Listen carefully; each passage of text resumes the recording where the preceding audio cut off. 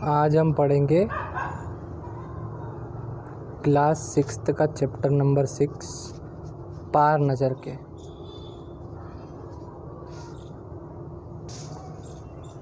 वह एक सुरंगनुमा रास्ता था। यहाँ पे एक सुरंगनुमा रास्ते की बात हो रही है। थोड़ा सा ऐसा पहेली जैसा चैप्टर है हमारा ये। वह एक सुरंगनुमा रास्ता था। आम आदमी के लिए इस रास्ते से होते हुए जाने की मनाही थी, लेकिन छोटू ने एक दिन अपने पापा का सिक्योरिटी पास लिया और जा पहुंचा सुरंग में। फिर क्या था? छोटू कितनी बार कहा है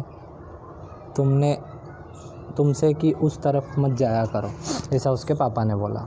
पापा क्यों जाते हैं उस तरफ रोज़ रोज़? पापा को काम पर जाना होता है। ऐसी रोज़ वार्तालाप वहाँ पर होती थी। उस तरफ एक सुरंगनुमा रास्ता था और छोटू के पापा इसी सुरंग से होते हुए काम पर जाया करते थे। आम आदमी के लिए इस रास्ते से जाने की मनाही थी, पर क्या था, कुछ चुनिंदा लोग ही उस रास्ते से जा सकते थे और पापा उन्हीं चुनिंदा लोगों में से एक थे। आज छुट्टी थी और छोटू के पापा घर ही पर आराम फरमा रहे थे। नज़र बचाकर चोरी छुपे छोटू ने पापा का सिक्योरिटी हाथ हथियार लिया और चला दिया सुरंग की तरफ। वैसे तो उनकी पूरी कॉलोनी ही ज़मीन के नीचे बसी थी। यह तो सुरंगनुमा रास्ता था। अंदर दिए जल रहे थे और प्रवेश करने से पहले एक बंद दरवाजे का सामना करना पड़ता था। दरवाजे में एक खांचा बना हुआ था। छोटू ने खांचे में कार्ड डाला, तुरंत दरवाज़ा खुल गया। छोटू ने सुरंग में प्रवेश किया। अंदर वाले खांचे में सिक्योरिटी पास आ पहुंचा था, उसे उठा लिया। कार्ड उठाते ही दरवाज़ा बंद हुआ। छोटू ने चारों तरफ नज़र दौड़ाई। सुरंगनुमा वह रास्ता ऊपर की तरफ जाता था, यानी ज़मीन के ऊपर का सफ़र कर आने का मौका मिल गया था। मगर कहाँ, मौका हाथ लगते ही फिसल गया। सुरंग में जगह जगह लगाए निरीक्षक यंत्रों की जानकारी छोटू को नहीं थी, मगर छोटू के प्रवेश करते ही पहले निरीक्षक यंत्र में संदेहास्पद स्थिति दर्शाने वाली हरकत हुई। इतने छोटू कद का व्यक्ति सुरंग में कैसे आया? दूसरे निरीक्षक यंत्र ने तुरंत छोटू की तस्वीर खींच ली। किसी एक नियंत्रित केंद्र में इस तस्वीर की जांच की गई और खतरे की सूचना दी गई। इन सारी गतिविधियों से अनजान छोटू आगे बढ़ रहा था। तभी जाने कहाँ से सिपाही दौड़े चले आए और छोटू को पकड़कर वापस छोड़ दिया। घर पर माँ छोटू का इंतज़ार कर रही थी। बस अब छोटू की खैरियत न थी। छोटू के पापा न होते तो छोटू का बचना मुश्किल था। छोटू भी, मैं इसे समझा दूंगा सब, फिर वह ऐसी गलती नहीं करेगा। पापा ने छोटू को बचा लिया। बोले, छोटू, मैं जहाँ काम करता हूँ ना, वहाँ क्षेत्र ज़मीन से ऊपर है। आम आदमी के लिए वहाँ जाना के लिए नहीं, और वो माहौल सही भी नहीं है। तो फिर आप कैसे जाते हैं वहाँ? छोटू का सवाल लाजमी था। मैं वहाँ एक ख़ास किस्म का स्पेस सूट पहनकर जाता हूँ। इस स्पेस सूट से मुझे ऑक्सीजन मिलता है, जिससे मैं सांस ले सकता हूँ। इसी स्पेस सूट की वजह से बाहर की ठंडी से मैं अपने आप को बचा सकता हूँ। ख़ास किस्म से जूते की वजह से ज़मीन के ऊपर मेरा चलना मुमकिन होता है। ज़मीन के ऊपर चलने फिरने के लिए हमें एक विशेष प्रकार का प्रशिक्षण दिया जाता है। छोटू सुन रहा था। पापा आगे बताने लगे, एक समय था जब अगले मंगल ग्रह पर सभी लोग ज़मीन के ऊपर ही रहते थे, बगैर किसी तरह के यंत्रों की मदद के, बगैर किसी खास किस्म की पोशाक के। हमारे पुरखे ज़मीन के ऊपर रहा करते थे, लेकिन धीरे धीरे वातावरण में परिवर्तन आने लगा। कई तरह के जीव धरती पर रहा करते थे, एक के बाद एक सब मरने लगे। इस परिवर्तन की जड़ में था सूरज में हुआ परिवर्तन। सूरज में हमें रोशनी मिलती है, उष्णता मिलती है, इन्हीं तत्वों से जीवों का पोषण होता है। सूरज में परिवर्तन होते ही यहाँ का प्राकृतिक संतुलन बिगड़ गया। प्रकृति के बदले हुए रूप का सामना करने में यहाँ के पशु पक्षी, पेड़ पौधे, अन्य जीव अक्षम साबित हुए। केवल हमारे पूर्वज ने इस स्थिति का सामना किया। अपने तकनीकी ज्ञान के आधार पर हमने ज़मीन के नीचे अपना घर बना लिया। ज़मीन के ऊपर लगे विभिन्न यंत्रों के सहारे हम सूरज की रोशनी और गर्मी का इस्तेमाल करते आ रहे हैं। उन्हीं यंत्रों के सहारे हम यहाँ ज़मीन के नीचे जी रहे हैं। यंत्र सुचारू रूप से चलते रहे, इसके बीच लिए बड़ी सतर्कता बरतनी पड़ती है। मुझे जैसे कुछ चुनिंदा लोगों इन्हीं यंत्रों का ध्यान रखते हैं। बड़ा हो जाऊंगा तो मैं भी यही काम करूंगा। छोटू ने अपनी मंशा जाहिर की। बिल्कुल, मगर आप उसके लिए खूब पढ़ना होगा। माँ और पापा की बात सुननी होगी। दूसरे दिन छोटू ने पापा काम पर चले गए। देखा तो कंट्रोल रूम का वातावरण बदला सा था। शिफ्ट खत्म कर घर जा रहे स्टाफ के प्रमुख ने टीवी स्क्रीन की तरफ इशारा किया। स्क्रीन पर एक बिंदु झलक रहा था। वह बताने लगा, यहाँ कोई आसमान का तारा नहीं है, क्योंकि कंप्यूटर से पता चल रहा था कि यहाँ अपनी जगह अड़िग नहीं रहा है। पिछले कुछ घंटों के दौरान इसने अपनी जगह बदल ली है। कंप्यूटर के अनुसार यह हमारी धरती की तरफ बढ़ता चला आ रहा है।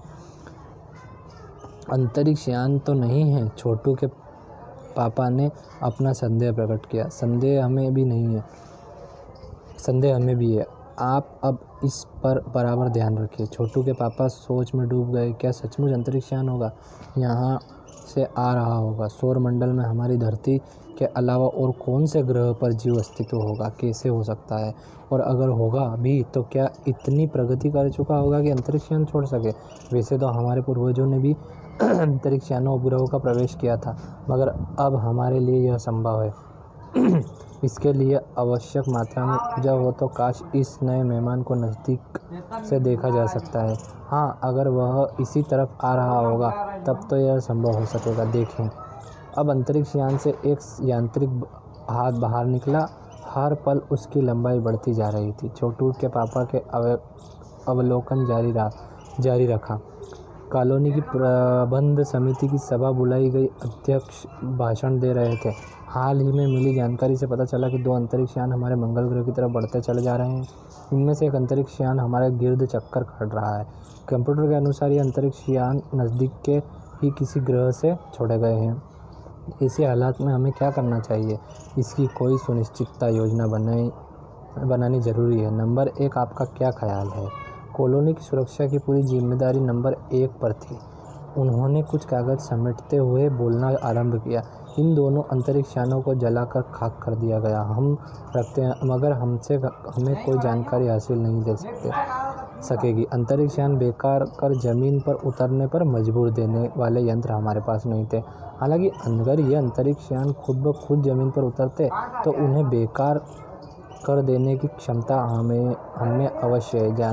मेरी जानकारी के अनुसार इन अंतरिक्ष यानों में सिर्फ यंत्र है, किसी तरह के जीव इनमें सवार नहीं है। नंबर 1 बात सही लगती है। नंबर 2, एक वैज्ञानिक थे। वे बोले, हालांकि यंत्रों को बेकार कर देने में खतरा है। इनके बेकार होते ही दूसरे ग्रह के लोग हमारे बारे में जान जाएंगे।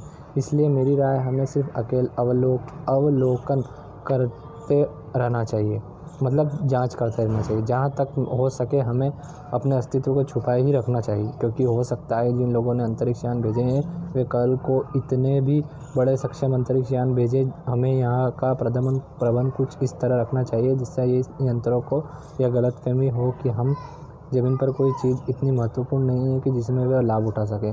अध्यक्ष महोदय से मैं यह दरख्वास्त करता हूँ कि इस तरह का प्रबंध हमारे यहाँ किया जाए। नंबर 3, सामाजिक व्यवस्था का काम देखते हुए उनकी बात के जवाब में अध्यक्ष कुछ बोलने जा ही रहे थे कि फ़ोन की घंटी बजी। अध्यक्ष ने चौंका उठाया। 1 मिनट बाद सभा को संबोधित करते हुए उन्होंने कहा, भाइयों, अंतरिक्ष यान क्रमांक 1 हमारी ज़मीन पर उतर चुका है। वह दिन छोटू के लिए बड़ा ही महत्वपूर्ण दिन था। पापा उसे कंट्रोल रूम में ले गए। यहाँ से अंतरिक्ष यान क्रमांक 1 साफ नज़र आ रहा था। कैसा अजीब लग रहा है यहाँ, इसके अंदर क्या होगा पापा? छोटू ने पूछा। अभी नहीं बताया जा सकता, दूर से ही उसका निरीक्षण जारी है। उस पर बराबर हमारा ध्यान है और उसके हर अंग पर हमारा नियंत्रण है।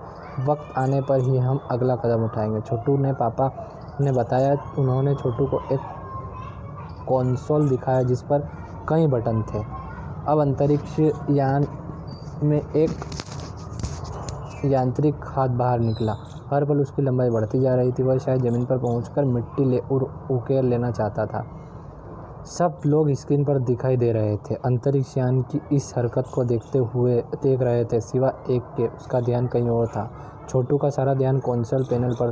कंसोल का एक बटन दबाने की अपनी इच्छा को वह रोक नहीं पाया।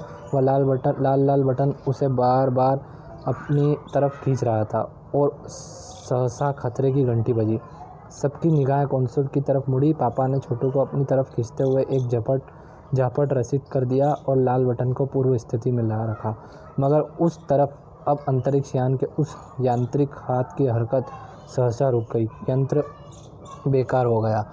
उधर पृथ्वी पर national aeronautics and space administration NASA द्वारा प्रस्तुत वक्तव्य ने सबका ध्यान अपनी तरफ आकर्षित कर दिया। मंगल की धरती पर उतरा हुआ अंतरिक्ष यान वाइकिंग अपना निर्धारित कार्य कर रहा है।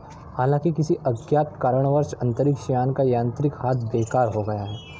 नासा के तकनीशी इस बारे में जांच कर रहे हैं तथा इस यांत्रिक हाथ को दुरुस्त करने के प्रयास भी जारी है। इसके कुछ ही दिन बाद पृथ्वी के सभी प्रमुख अखबारों में छपा, नासा के तकनीशियों की रिमोट कंट्रोल के सहारे वाइकिंग को दुरुस्त करने में सफलता मिली है। यांत्रिक हाथ ने अब मंगल की मिट्टी के विभिन्न नमूने इकट्ठे करने का काम आरंभ कर दिया है। पृथ्वी के वैज्ञानिक मंगल की इस मिट्टी का अध्ययन करने के लिए बड़े उत्सुक थे। उनमें उम्मीद थी कि इस मिट्टी के अध्ययन से इस बात का पता लगाया जा सकता है कि मंगल ग्रह पर पृथ्वी की ही तरह जीव सृष्टि का अस्तित्व है। यह प्रश्न आज भी रहस्य है। तो ये कहानी हमें लिखी थी जयंत विष्णु नार्लिकर ने। तो मिलते हैं हम, ये हमारा चैप्टर हुआ, मिलते हैं हम नेक्स्ट चैप्टर में। Thank you.